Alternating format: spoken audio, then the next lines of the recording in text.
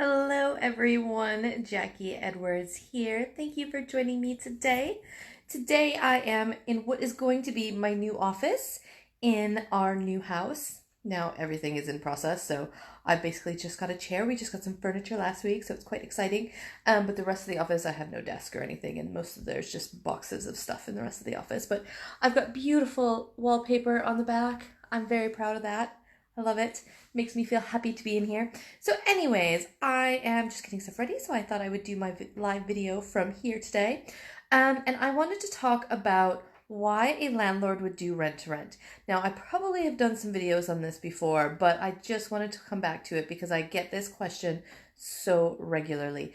And I know it can be really hard for people that are just getting started in rent to rent to kind of understand what rent to rent is and realize how much money you can make from a property. And then you think, well, the landlord would surely just be doing this anyways. So how am I going to find a property, or why would he want to do this with me? Because as soon as I tell him what I'm doing, he's going to want to make all the money for himself. Which is true in some cases, but most of the time, if you're finding the right landlord and the right person and the right property, you can do all of this yourself. The landlord won't want to put in the effort that you're going to put in, because rent to rent is not, it's not just a little walk in the park. It's not super easy. It's not something just anybody can do. Actually, it is something anybody can do, but you have to put the time and the effort into it. It is, not just passive income from day one. And that's why a lot of landlords won't do this. So some of the reasons why my landlords chose to work with me and basically chose to do rent to rent.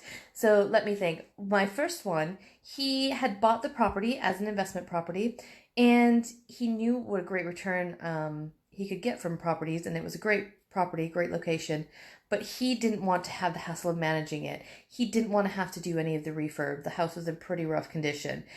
He thought he actually had done enough of a refurb and was going to rent it out as it was, but it wasn't that good. So he wanted the easy option. He wanted to get his income without having to do a lot of the work. So of course he didn't get as much as he would have had he done all of the work and did what I did, but he was happy to give me some of the income to take over all of the work and all of the hassle of managing tenants and doing everything, because he had a lot of other stuff that was on his plate. Let me think. A couple of my landlords, they already were managing HMOs. So that's another question I get really regularly is, how do we make it work if the property is already an HMO?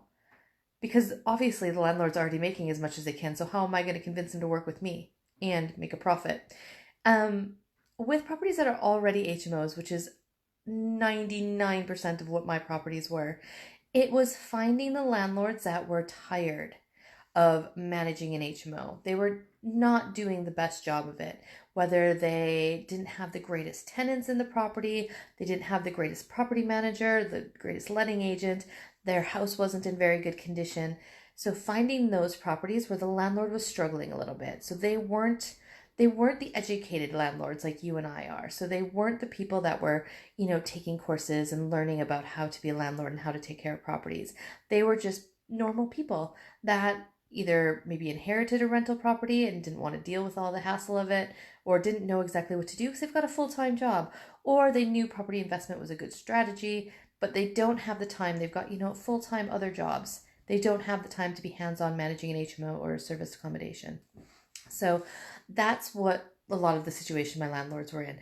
A lot of them knew property investing was great. They loved the income that they got, or some of them didn't even love the income they were getting. They loved the thought that they would get capital gains in the future. So a lot of my landlords weren't even making a profit on a monthly basis. I was giving them enough to cover their mortgage. I know some of my landlords, I wasn't even giving them enough to cover their mortgage.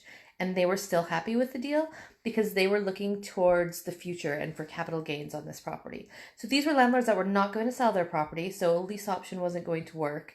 BMV deal wasn't going to work, but they were looking for a way to get some money coming in now so that they could get their capital gains and their, property growth in the future.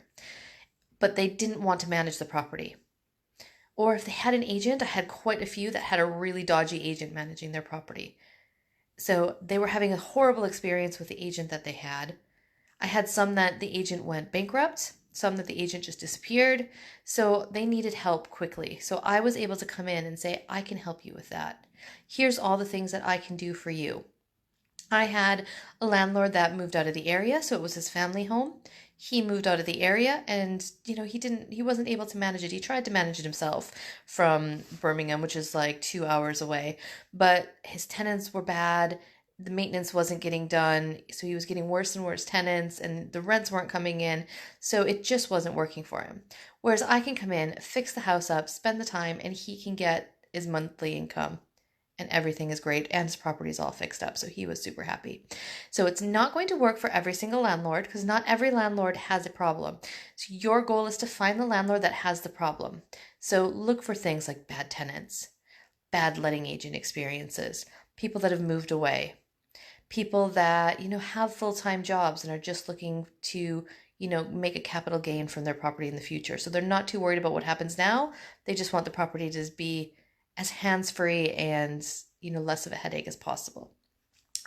People that have moved out of the area, people that are retiring. So I had landlords that were retiring, so they were managing the properties happily themselves, but now they're getting older and they're not quite as excited about taking care of their tenants, having to take phone calls, constantly going back and forth to the property with maintenance issues. So I did have some landlords that were very, very hands-on and would fix things themselves, but they just couldn't keep up with that as they got older, and they still needed the money. So again, they weren't interested in selling or lease options because they wanted the money. That was their pension. That's what they were living on, but they weren't able to do the work as easily anymore. And there are lots of those landlords out there. So you just have to find them, build the relationship with them, have a chat with them, and get to understand what their situation is and what their circumstances are and how you can help them. So there's a lot of ways you can help them. There are a lot of situations you can help them out of. So keep trying, keep an open mind in every situation. Remember, it doesn't work for everybody, but listen out to how you can help somebody. Your main goal is to help people. And if you're talking to the landlord properly, and if they have a situation you can help them with, you should be able to kind of draw it out of them. Understand why they called you, what they're looking for in their property, and where you can help them. So awesome. Thank you so much for joining me today. Super excited to be here in my new house. Hopefully next week, my husband and I are taking the week off to kind of build IKEA furniture. I love IKEA, so yes, we're having IKEA in our new house. To build IKEA furniture, and hopefully my office will be all ready. So yeah, I will start hopefully doing more live videos from my computer again, so you see more than just my head. Oh, Lisa said, hey Jackie, when you're looking for property in a big city or town, do you focus on a small part of that town to concentrate on? I would start in kind of like your key areas, because sometimes it can be super expensive to do your marketing in lots and lots of different areas or cover a whole city like Birmingham. So if you were looking like Birmingham or London or even probably Manchester, I'd be picking smaller parts that you really want to focus on. And then as you go, you can probably expand that over time. But if you pick a smaller area, not too small. You want to do more than a street or two. So, like a suburb, basically, in my American speak. So yeah, don't try to do a whole city like Birmingham or London. Pick the areas that you know best or that you're most excited to work in. Great question, Liz. All right. Have a wonderful day, everyone, and I will see you again next week.